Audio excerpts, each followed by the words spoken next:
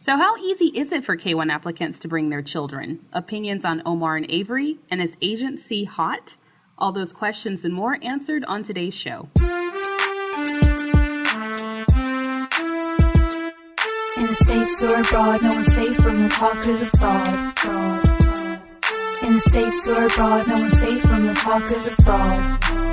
The following goes beyond the show and beyond the gram to bring you all the fraud that's fit to be uncovered. This is the Fraudcast, and now, powered by the social media accounts Cactus Fruit Juice and Frauded by TLC, here are your fraudcasters, Hanakawa and Katrina. Hello, and welcome everyone to episode 15 of the Fraudcast. It's myself and Katrina here, of course.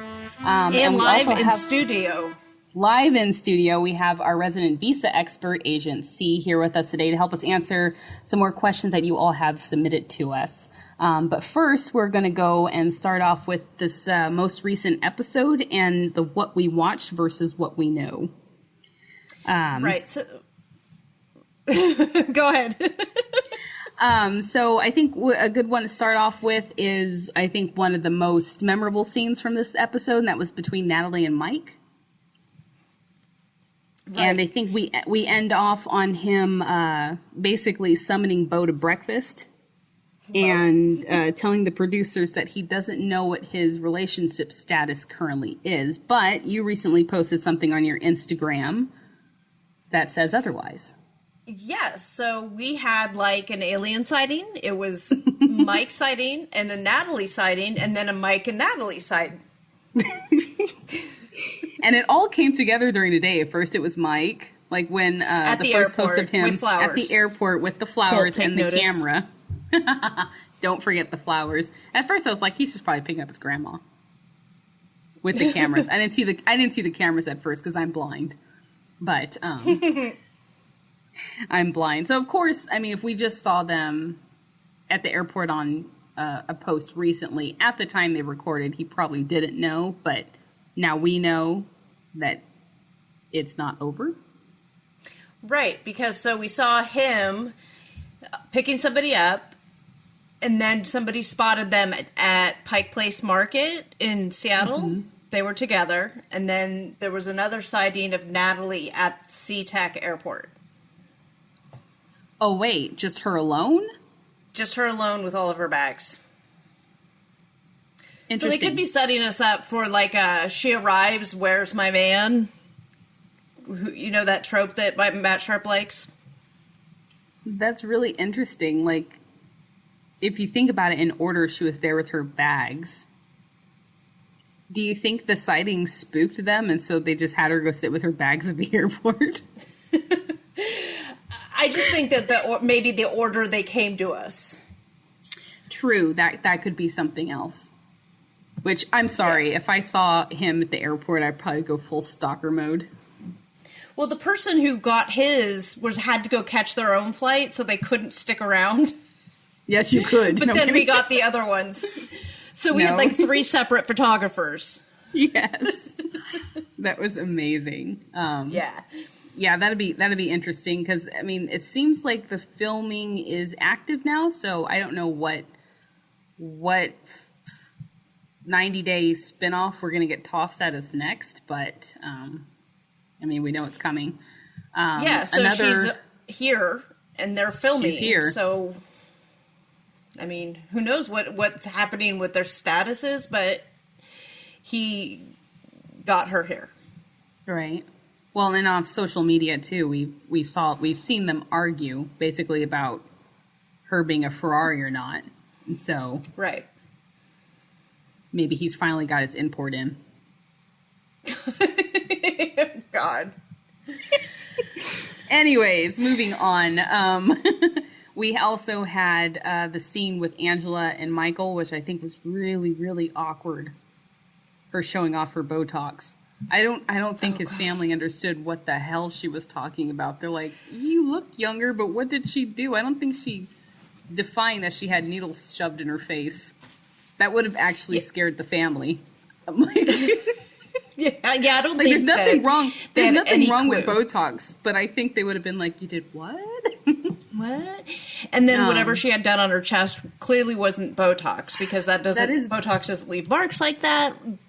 We say that was some kind of laser treatment. Yeah, that is the conversation of the week, is what's wrong with Angela's chest. And I'm guessing it's a cosmetic procedure that is just, sometimes it looks bad before it gets better. Right. And we had a lot of cosmetic experts weigh in on it. So, yeah, her chest is not falling off. No, it just looks to be some kind of laser treatment for, like, resurfacing the skin. I know. I'm like, I would be afraid to let the sun touch it. But yeah, we actually had a sighting of Angela, which was submitted. I got so many pictures of that too. I was like, what? Who? Where? She was in Nigeria, and then she was in Georgia. Right, we had sightings in Nigeria and in Georgia. But without Michael. Correct. So that's the more curious one for me, is that she was without Michael. On both ends. Well, it goes to our theories about Michael not being here, right? Because if he was, we would have gotten pictures. Look how many we got of Mike and Natalie within 12 hours of them being on the ground. Right. If Michael had been in the United States, in Hazelhurst, Georgia, of all places, you bet your damn Skippy we're going to have pictures of that. Or he's in the suitcase. He's in her bra. She's like, I'm going to get my money. They take away the money when you have spoilers. So she's like, I'm getting my money, Michael. So we had a sighting of Angela at the Nigeria airport as she was leaving Nigeria. And then someone caught her on the other end in the United States. Yes. Sans Michael. Now, that leads us into the whole segment that we had on Angela and Michael, where she had this emergency and it's her tax-paying right as the petitioner to know this information. This is where we go to our expert. Now, if you missed episode 12, we highly suggest that you go back and listen. This is Agent C. Now, Agent C in his former life was a U.S. visa officer working in China doing these visa interviews for not the petitioner, but the beneficiary. And he has a lot of experience in doing the interviews and things like that. So go back and listen to episode 12. He gives a lot of great information there. And now we have him back on tonight. So, Agent C, tell us what you think. Hi, everybody. Because she marched in there with, I'm going to talk to the manager mode. And she came out very disappointed that she did not see the manager. So why don't you talk us through that? Yeah, I think that Angela did try to go full on Karen in that moment, but she didn't get very far, obviously, by the fact that she was there for a full 15 minutes. So if we're going to break down step by step what happened, she goes to the embassy compound. There's a gate or a wall around the embassy itself. She talks to a local guard who gets her through, and then she goes to the second guard post, which is staffed by U.S. Marines. She explains that she's there on a visa issue. The Marine calls a staff member, probably one of the locally hired staff, who comes out, listens to her, and then gives her a piece of paper and tells her to go away and make an appointment. Oh, my God. And it doesn't sound like she left in a especially gracious manner. But I will say that, she should be thankful for getting that far.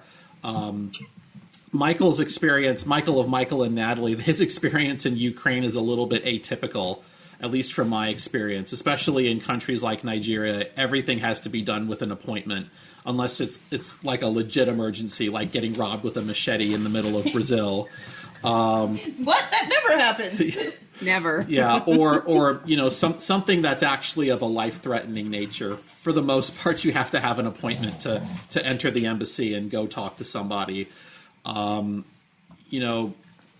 Angela was a little more proactive or forward-thinking, she might have thought to look on the embassy's website to see their contact procedures. But I'm not sure that she's that much of a forward planner with these things. So my guess is that she'll make an appointment, she'll go in, and then she won't get an answer, and then we'll hear again about how it's her tax-paying right. It's her right as a petitioner to go get more information. Exactly. She's like, what do you mean appointment? I'm a tax-paying memaw.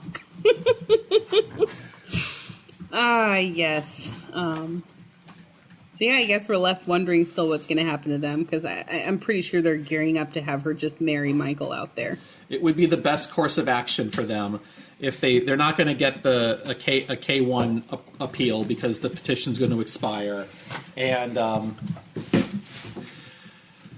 if they try to do a K1 again, I think the same result's going to happen. She needs to kind of bite the bullet on this one. So I think we have just a very quick social media roundup. So there was two items on there before we get into the meat of asking some more questions to our visa expert. And the biggest thing that's been happening on Instagram, I'll say, are the hacked accounts. I don't know if anyone's been getting any hacked account messages, but everyone's been getting hit by it. My advice, as a person who deals with cybersecurity, is do not click the link that's provided inside the message. It's like, you want to say it's common sense, but most of these phishing schemes are asking you to do some sort of action, and that's usually entering in your password or clicking a link that takes you somewhere else. So just, my 2 cents and my public service announcement, don't click it, just get out of it. And then that person's attempts to hack is not going to succeed. But if by chance you did click it and then you decided to enter your password in, if you get the chance to, I would say change all your passwords everywhere outside of Instagram too, because you never know what kind of attack they're doing on you. So that's just my cybersecurity tip of the week. Sorry, Stop it's clicking not the Sasha links. trying to get with you. I'm not trying to slide into your DM. Sorry. It was so crazy because, okay, I'm going to admit the first one that I got, I forgot who it was from, but I took the link to see what the link was, and of course my lovely smartphone logged me in automatically. So my first thought's like, oh shit, so I'm the one busy, changing my passwords and enabling the two-factor identification, which you should have on for Instagram. Just another tip for you all. But that's, right. That's my social media roundup. I don't know how much more. There's a lot, don't get me wrong, but it's really cherry picking the ones that haven't been pecked to death. And what's sort of relevant to what's happening in like the show now and whatnot? Like, we could go on and on and on about what Laura's doing, but I'm so tired of talking about what Laura's doing. Right. And the only time she tells the truth is when she's trying to air out someone else's dirty laundry, which I'm not interested in. So,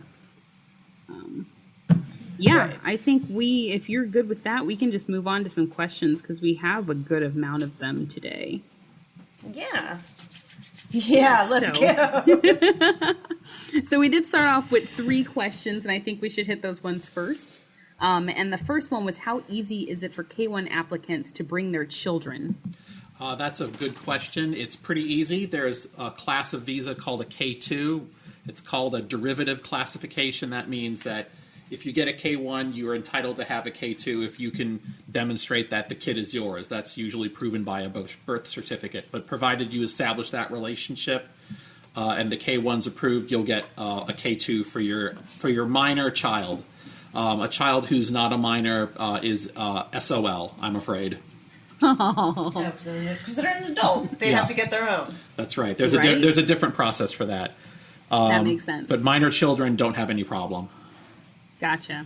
So in the case of a lot of people ask about Larissa, and it could be her own personal choice not to bring her children over. Mm-hmm. But in her case, if she wanted to, she probably has had the option to bring her children over. That's correct. And there's a period of time after the visa is approved that she can file what's called a follow to join application. But there's a time limit in which you can be a follow to join. And I don't have the specific time frame for a K, but because it does happen sometimes that a derivative can't travel at the same time as the primary beneficiary. So like Larissa's kid can't travel at the same time as Larissa, so they have to apply for the visa separately.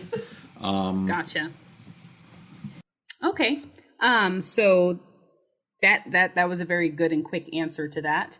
The next one we had was your opinions on Omar and Avery's situation. I know we didn't get to touch on it last time.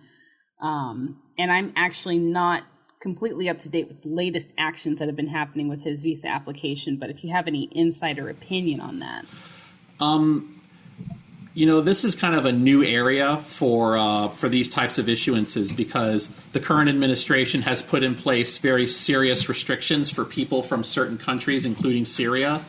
And so there's a categorical, ineligibility for him to travel, but there are waiver categories for certain case-by-case situations, such as the hardship of an American citizen or in the national interest and such other criteria. So Avery does have the option of pursuing her spousal visa for Omar, letting it run through the process, and then when it gets to the point where the visa officer says, well, we're not issuing visas to people from Syria because of this executive order, they can then file a waiver with the relevant authorities to see if they can qualify under some hardship category or national interest category to try to get them over. The problem is that, and I think they're going to encounter, is that because this program is relatively new, there's not a lot of established procedure and a lot of established precedents for the agency to go off of. And the agency will be a lot more cautious when this program is still relatively new versus when it's been done a bunch of times and there's a really established set of cases and precedents and procedure. So I don't think it's outside the realm of possibility that Omar can get over, but I think that Avery's going to need a competent lawyer and she's going to need to be very patient to make it happen. It could happen, but because this is, again, it's new, we don't know. The agency is still figuring out how it wants to adjudicate these things. Gotcha. That makes complete sense. Mm-hmm. So I guess best of luck. I think she's going to have a long road ahead of her. She is, her and Omar. Yeah, and hopefully they can exercise some good decision-making ability. I think when we last saw them, Omar was suggesting maybe spending some time in Dubai together. That seems like a good idea rather than Avery going to live in Syria. Right. Even if it is the really safe part. I think that maybe they might want to process that a little bit before rushing into it. I think if especially if he's a dentist, right? He could get a job in the UAE, and then they could live relatively comfortably while they're waiting for things to process, and then their application would look really good. Right, and Dubai isn't a terrible place. No, I've been there. It's beautiful. Yeah, I would love to go. All right, so the last question from our intro in this one is agency hot. I don't know who wants to take this one. Well, I'm going to confess that was a planted question by my spectacular girlfriend, who thought that would be a good thing to be considered on the podcast. And she's also live in studio here too. She's minding the dogs, snack pack and lunchbox for us. Say hi. Hello.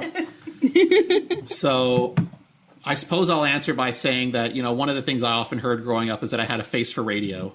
So and I have a voice for print. So take with that what you will, guys. Oh my goodness. He's hot, ladies. There you go. So there was another one asking if he's available, so there's no sneaking in his DMs, guys. He's taken. Yeah. So let's go ahead and pick another question that we have here. This is a good one. Are U.S. visas harder to get than other countries? Yes.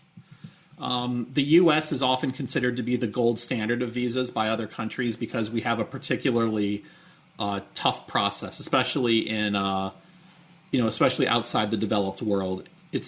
I remember it being said that if a person showed up to the Canadians or the British or some other Western developed country like the Aussies or the Kiwis, and they had a U.S. visa in their passport, if they could pass that threshold, then these other countries were perfectly fine issuing them. So oftentimes, America is considered the strictest. Gotcha. All right. Here's one personally for your experience.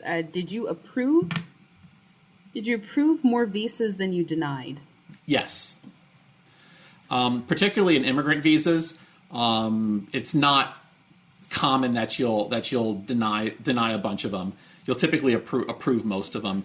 Usually you're denying either because you found some fraud or they're missing documentation, but more often than not, you're approving. It's the same in non-immigrant visas too. You're going to approve more than you refuse, unless you're in a place like Nigeria, which is renowned for its fraud. So it could be regional, but I think a lot of people's maybe their misconception is that everyone's denied, but only a few are let in.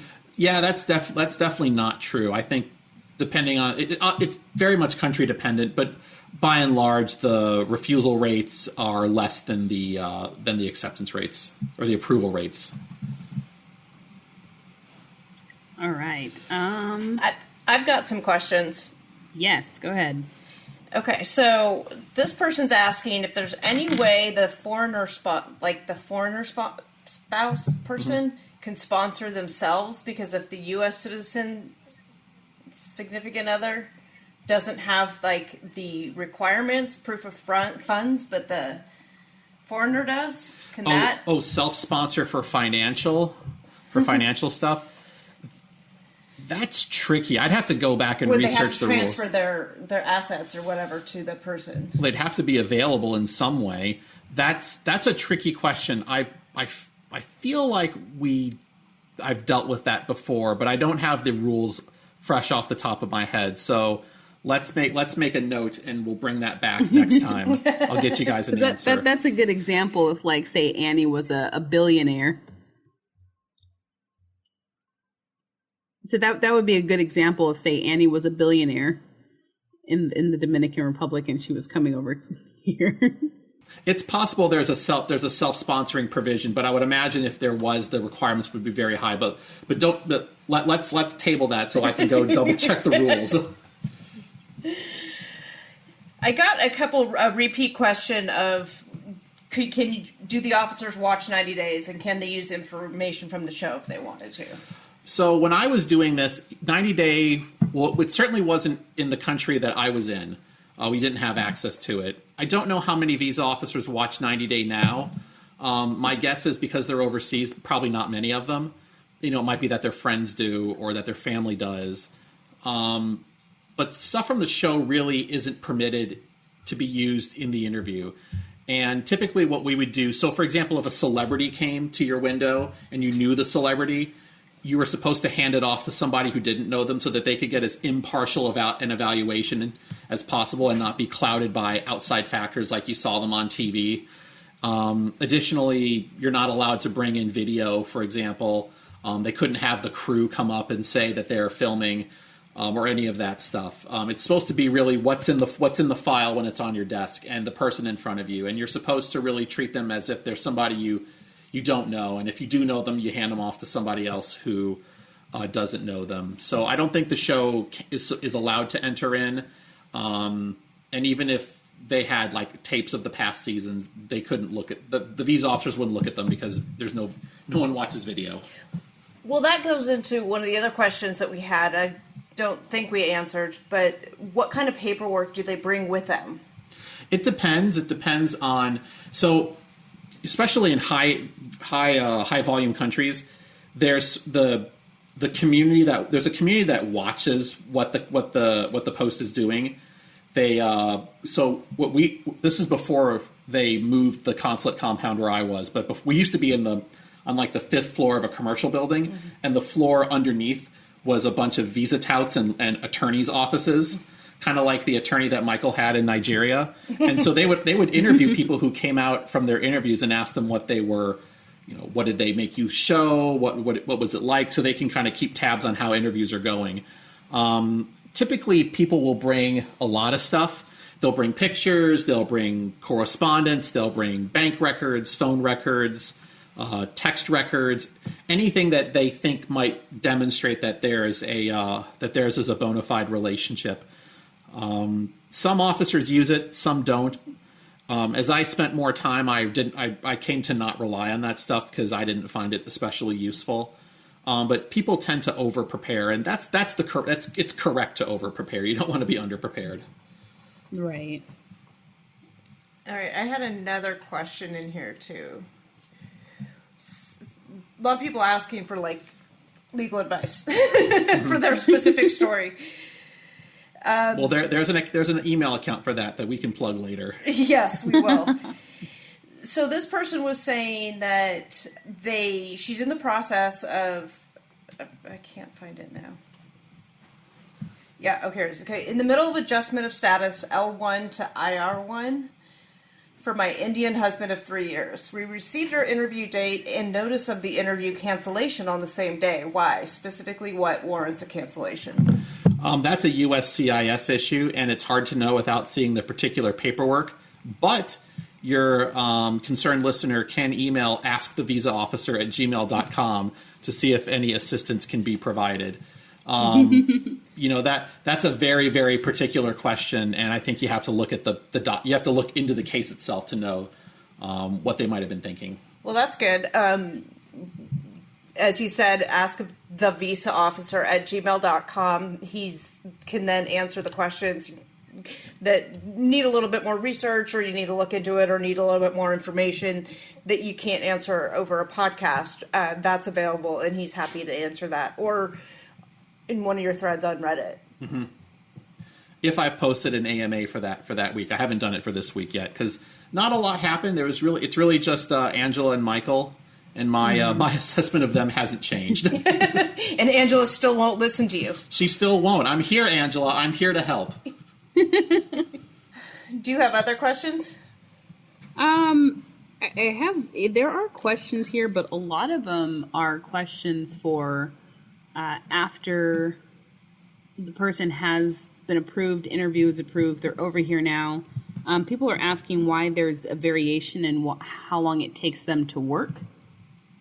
I don't think there's a clear understanding. I'm not sure if you can shed some light on the process of they're here, they get married, now can they just start working after 90 days, or is there another process that they need to go through to be able to get a permission to work in the U.S.? Right. So that is more of a USCIS question. When they marry, they will file for adjustment of status, and then the beneficiary is going to have to wait to receive an employment authorization, which I believe will come before the actual green card. They'll get a temporary employment authorization card, and while the green card's being adjudicated and processed.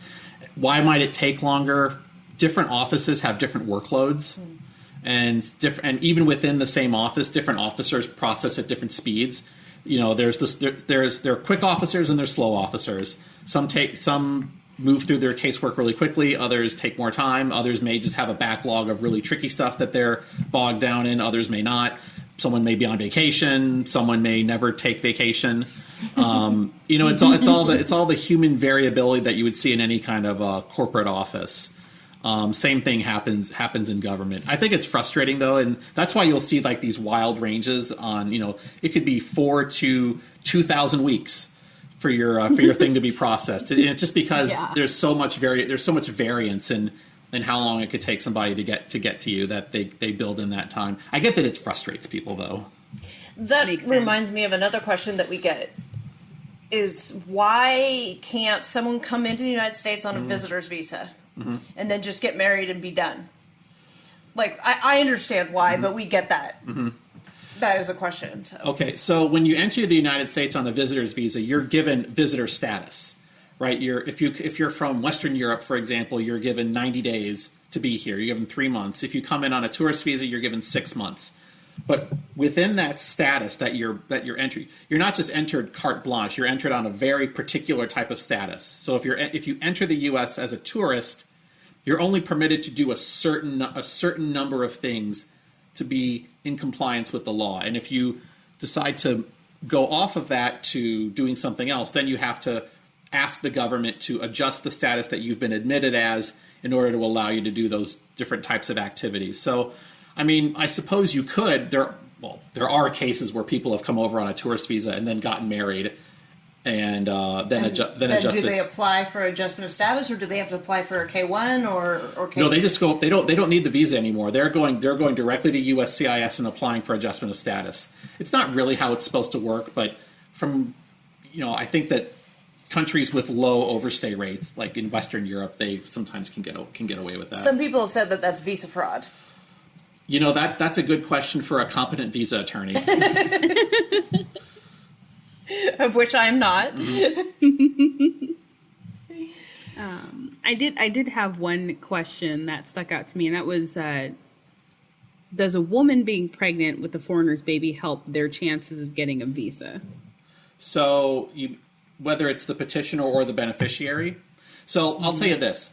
When I was at an interview and a woman came up and a female beneficiary came up to the window with a baby bump, you would always, we would say you would G for baby, which means you would put the case on hold until the baby's born. Then they bring in the baby's birth certificate, and typically they'll bring in a consular report of birth abroad. You see it's the petitioner's kid, you issue, done. Very easy from the visa officer's perspective. But when they're pregnant, oh man, you don't know. You don't know who's the father. You don't know. We need to consult Maury Povich on that. Oh no. But once the baby's born and you've got the documents, if it's the petitioner's kid, that's it. So like Paul and Karini when Pierre popped out. Yeah. Or the same thing with Emily and Sasha, right? She had a double whammy. She was in country and it was Sasha's kid. He is Sasha's kid. Yeah. I don't want to talk about him as if he's an object, he's like a potato sack or something. He kind of looks like he's a good guy. He's a good guy. Yeah. He's a chonker. No, that's a good David question. is a chonker. Yeah. He's so cute. Oh my goodness. So going back, you have revealed that you have started watching the Before the 90 Days. You're going back into history. Yeah. So you're getting through some of the older stuff. Do you have comments, thoughts about, now you know a little bit more of John and Rachel, I haven't gotten to them yet. Okay. I have a bit of a better understanding of Paul and Karini. Who can ever understand them? Ever? No one. They're beyond mortal comprehension.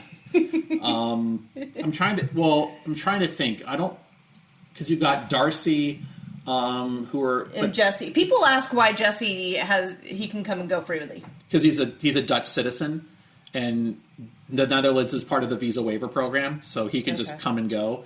And the overstay rate from the Netherlands is probably 0, and so there's no risk. From the government has decided that the risk is so low that a Dutch citizen could come and overstay that they can be part of the visa waiver program. I remember I got a question on Reddit about this. Is what he's doing with his social media promotion legal? And it depends on where he's getting paid. If he's getting paid in the U.S. and U.S. dollars, he might be doing something a little shady. But if he's got like a Dutch LLC or he's getting paid in euros to either himself in the Netherlands or to a company he set up in the Netherlands, that's fine. I don't think he's going to run into a problem. The green card lottery that Jasmine's sister won. Oh, people wanted that explained. Now, I Googled it. Mm-hmm. I figured it out, but can you explain it? Sure. So I may have my legislative history a little bit wrong on this, but I believe the diversity visa program was championed by former Senator Ted Kennedy as a way of getting more Irish people over into the U.S. That's the story that I had heard. But the diversity visa program basically is a program that allocates a certain number of visas to countries all over the world. And in order to qualify for it, you enter a lottery. You submit an application, and your name is essentially drawn at random. And if you win the lottery, you're able to move forward in the application process to obtain an immigrant visa and come to the U.S. Now, one thing that people don't know about the diversity lottery is it is strict as hell. You make one mistake on your application, you dot one I wrong, you cross one T wrong, you're out. Everything has to be exacting and perfect in the DV program where people get dropped. I remember I didn't get a lot of diversity visa people where I was because the country I was in was not eligible for the diversity visa program. Certain countries are not eligible because they already constitute a high percentage of inbound immigrants. So countries like the Philippines, India, China, Mexico, etc. It's countries that are underrepresented in the visa numbers that are eligible for the DV program. And the country I was in was not DV eligible. Or diversity visa eligible. You say DV, I think domestic violence, just my law enforcement background. Yeah, I should probably. DV. Yeah, no. Let's not say that. Let's say diversity visa. But sometimes you would have what we would call third country nationals living in the country, and they would qualify, and so they'd come in, and some of them perfectly fine, but there were ones where I think the one guy, this was like his third time, and he just kept making mistakes on his application, and I couldn't approve him. The rules wouldn't allow it. But it's really that simple. It's so Jasmine's sister, she applied for the diversity visa lottery. Her number got pulled. She proceeded with her application, and it got approved. And now she's in Los Angeles. I'm not sure what she's doing, but she's in Los Angeles. I'm curious. I would be curious to know what they're doing. I'd be curious to know what even Jasmine wants to do when she can work. I thought nothing. Isn't that Social what she media. said? I think she's a fitness instructor. Is she? Yeah. Like Sasha? Well, they could team up. They could start their own gym together. Oh my goodness. Could you imagine? She would make the fitness food and he would make the fitness babies.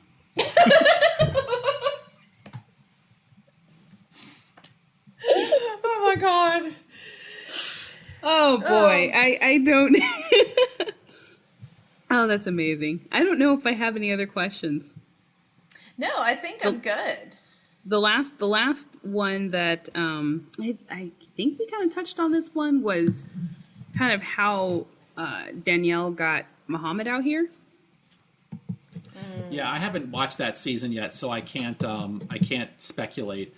Okay. If it's anything like Robert and Annie, I would say it's just that the visa officer was too jaded and couldn't find anything especially wrong with it, or that was in such contravention of the law or the requirements that they could say no. But wait. Let me wait until I've watched that season and I can give a better answer.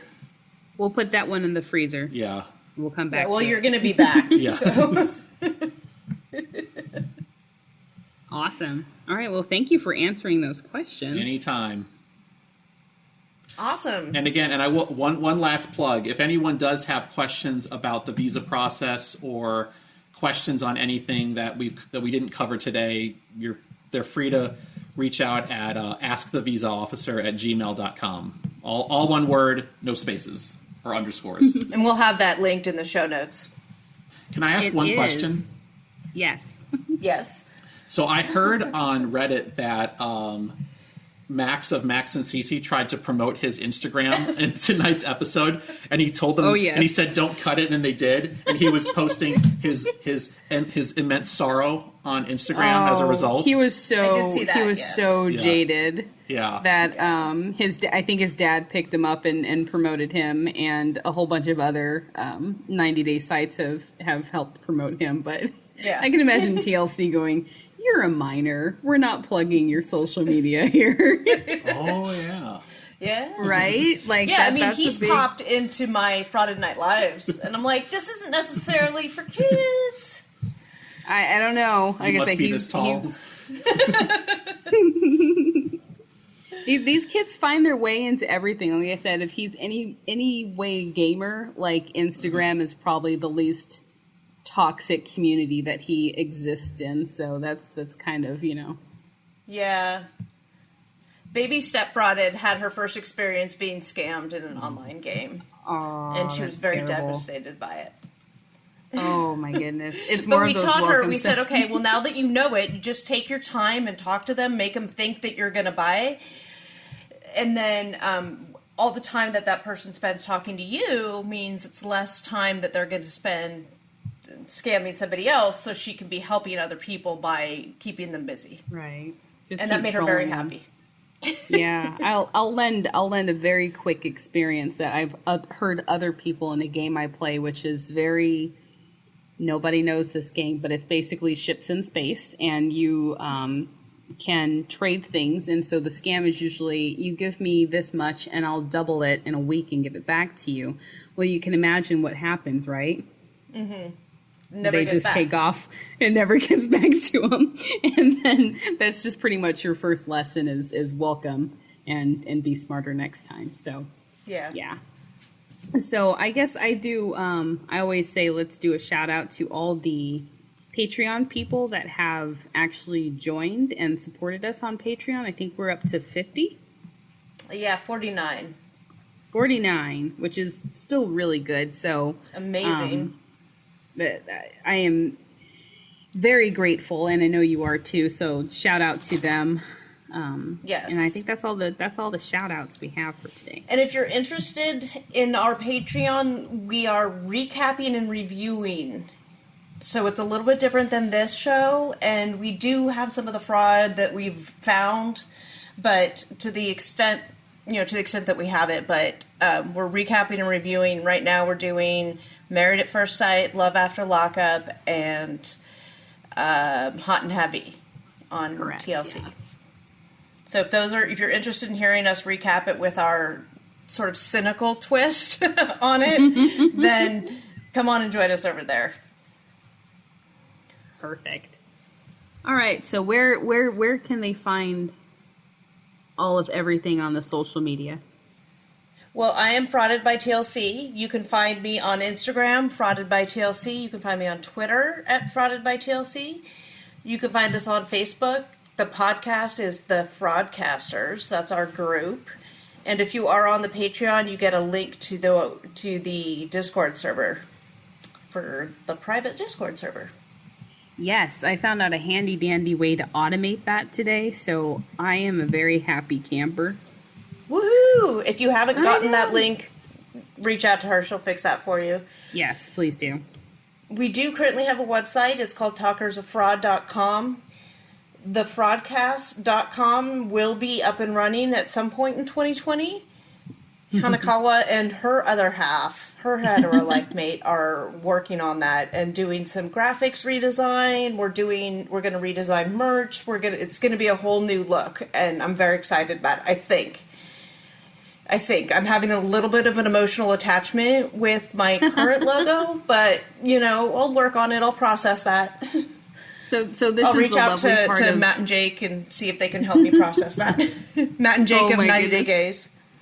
Well, that's the fun thing about design, and it's something that my boyfriend and I are very well aware of, is that you usually hit them with the biggest shock factor first, and then you work back to something more reasonable. So we just wanted to get your heart beating a little bit, and now we'll work on getting something that's gonna to fit your needs, as we say. So I'll do some requirements gathering with you and work on that. Well, I'm excited for the joint venture on it because, since you've joined the team and as our team has grown, it's no longer just what's in my head, which is probably a good thing that I have other things to temper the crap that happens in my head. So all of these other team members are a part of the Fraudcast. I couldn't do this without them. It's not just me. And I'm very excited for what you guys are going to bring to the table in 2020. And so I guess I should plug myself, right? So you can find me at cactus_fruit_juice on Instagram. And I have also recently started doing work on an Instagram that's Hanekawa_Draven. I think we should link that because spelling that's going to be a nightmare. And that is where I'm doing more of, people have been asking me about keto, low carb, the intermittent fasting, and the 1 meal a day stuff. So that's where I shoved all that so that we didn't confuse the 90-day people. And so I'm doing, tips and tricks that have been working for me, along with, more personal posts. So if you're interested, you can go ahead and find me there. Excellent. I also just found out that I'm going to be recording with Erin Martin, a Pink Shade with Erin Martin, doing her recap with her this week. So look for me there. Woohoo! That's exciting. Yeah. And then our Patreon episode will drop on Thursday. Yes. So I've been catching up on that hot garbage, so we'll we're watching the hot garbage so you don't have to. There we go. So you want to say anything? If we're doing shameless self-promotion, I'll just promote my email account again. Feel free to send an email to askthevisaofficer@gmail.com. That's all one word, no spaces or underscores. I do not use any of the socials. I don't use the Instagram or the Face Story or the or the Snap Talk or any of that stuff. But I do lurk on Reddit, and if you track down any of my Ask a Visa Officer threads on the 90-day subreddit, you can find me there. Shout out to all the people in the 90-day subreddit who make that place fun. Yeah, I got my start on Reddit in Family Reddit, so props to them. And then if you're interested in joining the agency fan club, apparently there's a growing contingent of people that are interested. We'll talk to his girlfriend. She'll head it up. It'll be fine. It'll be totally fine. Everything's fine. All right, and I think that's it. All right. Well, we are the Fraudcast, and we're dumpster diving, so you don't have to. You can find your Fraudcasters on social media at cactus_fruit_juice and at Frauded by TLC, and on the web at talkersoffraud.com. The Fraudcast has been produced and edited by yours truly. Art by Sarah Dawdy. Music written, produced, and performed by Mommy. Segment producer at iHeart Reality TV Shows. Further assistance provided by many unnamed fraud consultants.